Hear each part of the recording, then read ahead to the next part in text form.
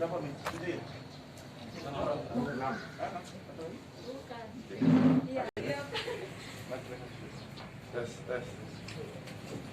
Yang kami hormati rekan-rekan media, terima kasih sudah hadir.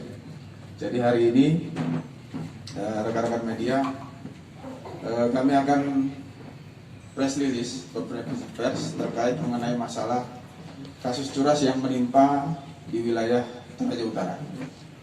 Jadi rekan-rekan biar pahami, sekitar tanggal 4 Agustus 2021, waktunya sekitar jam 8 pagi, tetapi oleh korban dilaporkan tanggal 13 Agustus.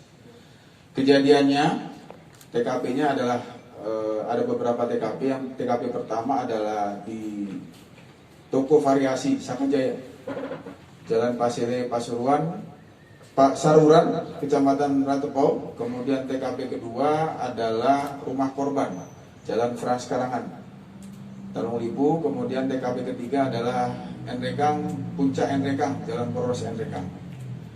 Korban yaitu atas nama Enos Rapa alias Eno, 31 tahun, pekerjaan wira swasta, pemilik toko Sakajaya Variasi. Kemudian saksi yang kita periksa ada 5 orang, yaitu yang pertama adalah pegawai toko ada 3 orang, kemudian 4 orang pegawai toko dan 1 orang pengantar uang ke TKP. Kemudian pelaku yang sudah diamankan, seharusnya pelaku ada 7 orang, tetapi yang baru diamankan hanya 6 orang, yaitu pertama adalah AVT, angkatan AVT, kemudian yang kedua yang pertama Valen, angkatan AVT, yang kedua Andri, AYP, angkatan Andri, kemudian yang ketiga Fata AF. Kemudian yang keempat adalah Fajri MNF, angkat tangan. Yang kelima adalah Fajar, angkat tangan. Fajar, oke. Yang keenam adalah Sandi. Jadi ke-6 orang tersebut merupakan satu kelompok dalam satu kegiatan yang sama. Ada 1 orang yang merupakan pelaku yang pada saat itu menggunakan senjata shotgun, kebetulan sedang dalam pencarian. Kebetulan untuk 1 orang pelaku ini kita sudah bisa identifikasi identitasnya, kemudian yang bersangkutan kita sudah bisa ketahui lokasinya. Nanti akan kita lakukan pencarian. Jadi kronologis kejadiannya rekan-rekan, kebetulan setelah adanya laporan polisi bahwa kami bekerja sama dengan pihak Polda, khususnya unit Resmob, untuk melakukan penyelidikan dan pencarian dari para pelaku. Kesulitan pada saat itu memang kita saksi yang pada saat itu adalah saksi yang sudah kita periksa dari pegawai toko, kemudian yang mengantar, sama sekali tidak ada yang mengetahui identitas dari pelaku, termasuk CCTV pada saat itu yang ada di toko, semua dibawa oleh pelaku untuk dihapuskan ataupun dihilangkan. Jadi kejadian mulai itu tanggal 2 Agustus 2021, bahwa keempat pelaku yaitu 3 pelaku AVT, AYP dan AF berunding bahwa korban ini merupakan pecandu narkoba, dianggap pecandu narkoba, dan ingin bagaimana caranya para pelaku korban ini untuk dihentikan dengan cara melakukan seperti shock terapi. Nah, kebetulan kawan korban adalah AVT dan AYP berhubungan baik dengan korban, akhirnya menghubungi saudara AF yang pada saat itu kebetulan yang bersangkutan adalah pernah bekerja ataupun pernah menjadi salah satu orang yang direhabilitasi, sehingga setelah ada kesepakatan Kemudian saudara AF menghubungi dari rekan-rekannya, yaitu adalah rekan saudara MNF, kemudian dengan FAP serta DD yang masih dalam pencarian, dengan tujuannya membuat skenario untuk melakukan tindakan shock terapi terhadap korban. Pada saat kejadian, yaitu awalnya adalah tanggal 2, ini adalah perencanaan, kemudian direncanakan dilanjutkan tanggal 3, ada pertemuan yang ketiga orang, kemudian pada saat tanggal 3 itu juga yang bersangkutan sudah berencana untuk memberikan, ya saudara AVT dengan AYP memberikan dana kepada saudara AF untuk sebagai uang modal perjalanan dari Makassar ke Rantepau. Kemudian tanggal 4 Agustus dari saudara AYP tiba di saudara AF, MNF dan FAP, DD dan SD ini tiba di Makassar sekitar jam 4 pagi, menginap di salah satu hotel di daerah. Dari ketiga pelaku ini, keempat pelaku ini setelah menginap beberapa jam 8 pagi langsung menyatroni ataupun mendatangi tempat korban. Ternyata tempat kerja korban belum datang, sehingga 4 pelaku ini kemudian menyekat saja dari 3 orang ini, kemudian mengajak ketiga orang pegawai ini untuk menunjukkan rumah korban. Sesampainya di rumah korban, 3 pelaku ini turun, yaitu adalah saudara AF, MNF tiba-tiba dipanggil dan kemudian diajak ke tempat kerja korban. Sesampainya di tempat kerja, barulah mulai negosiasi di situ. Mulai negosiasi, kemudian para masing-masing korban yang ada di situ termasuk pegawainya diikat dan dilakban. Nah, kemudian sesampainya di tempat kerja itu, korban berupaya untuk negosiasi tetapi ditolak dan akhirnya saudara AF membawa saudara Enos ataupun korban menuju Makale.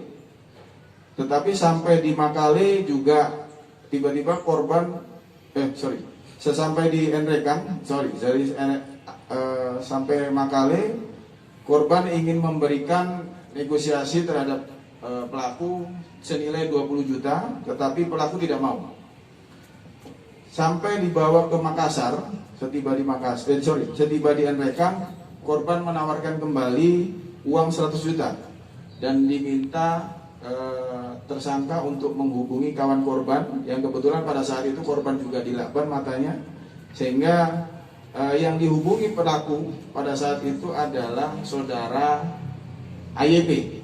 Jadi berpura-pura di situ dia meminjamkan uang senilai 80 juta. Nah, kemudian sambil posisi berada di puncak Enrekang, tersangka menunggu kedatangan dari salah satu orang suruhan dari AYP untuk membawa uang tersebut.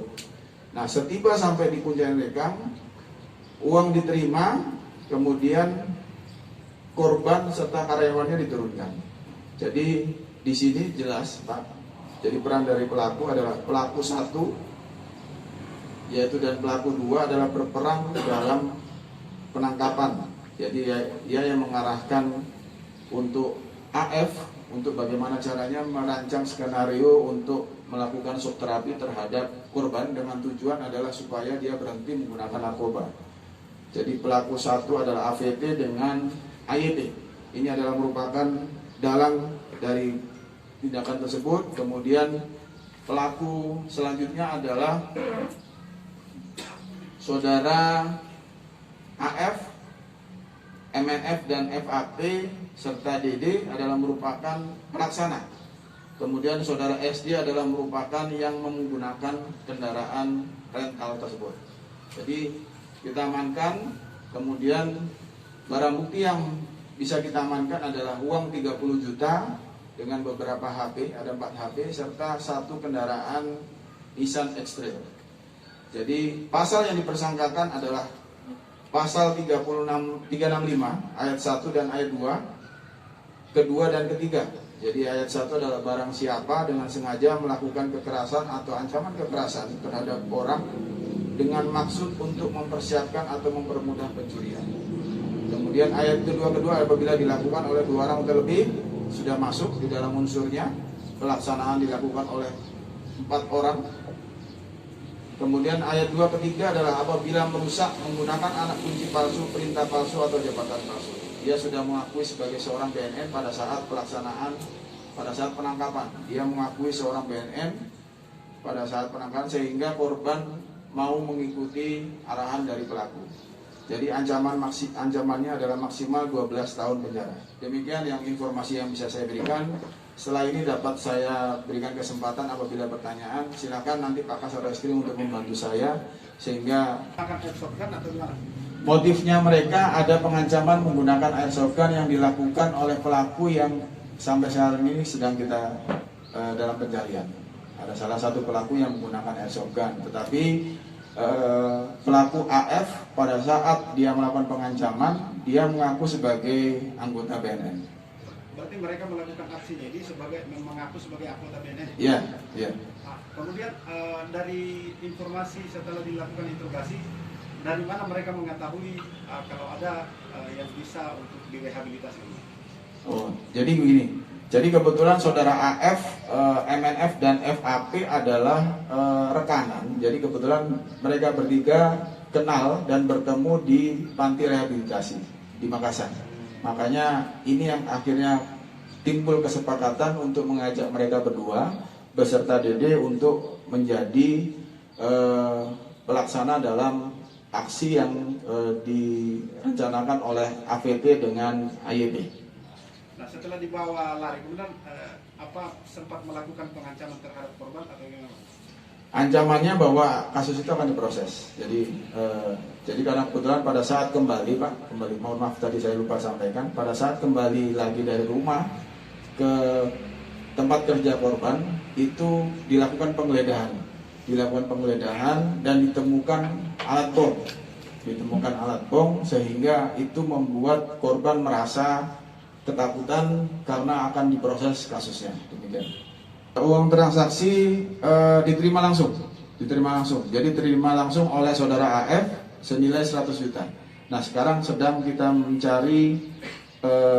sedang mencari keberadaan dari uang tersebut. Kebetulan kalau yang uang 30 juta ini kebetulan adalah uang yang diterima oleh saudara AVT yang ditransfer oleh saudara AF, saudara AF. Di total semua yang ditransfer 100 juta? Yang ditransfer untuk yang baru kita ketahui adalah 30 juta yang ditransfer. Ya. Tapi kalau untuk uang yang diterima senilai totalnya adalah 100 juta. Pelaku yang kami minta keterangan tadi malam masih ada satu, tapi sebagaimana penjelasan dari Bapak Kapolres bahwa masih dalam pencarian. Tetapi alamatnya, tempatnya kami sudah ketahui. Dari Polda Sulsel, khususnya unit dari fungsi dari Reskrimum, sehingga pelaksanaannya mudah teridentifikasi pelaku-pelakunya sehingga bisa kita ambil semuanya. Hanya satu orang yang belum karena kebetulan keberadaannya tidak berada di tempat pada saat kami geledah. Ya, satu lagi Bung, ke-6 pelaku ini ditangkap di mana dan di tempat terpisah di mana? Mungkin Pak Mahab, silakan. Secara detailnya mungkin saya alamatnya belum jelas ya Pak, artinya di tempatnya itu. Tetapi kami bersama tim Resma Polda Sulsel mengamankan di tempat terpisah, yaitu di Makassar dan di Rantepau. Berapa orang yang ditangkap di Makassar? Di Makassar ada 4 orang, yang di Rantepau 2 orang. Oke, terima kasih. Dengan AYB, kebetulan AVT dengan AYB ini adalah merupakan teman baik mereka bertiga dengan korban. DPO 1 orang, saudara Dede. Nah, kebetulan kita sudah tahu identitasnya, keberadaannya di mana. Jadi nanti kita sedang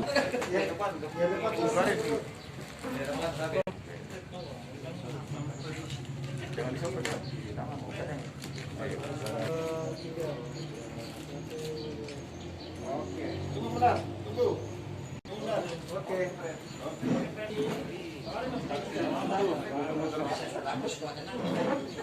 Ya, oke.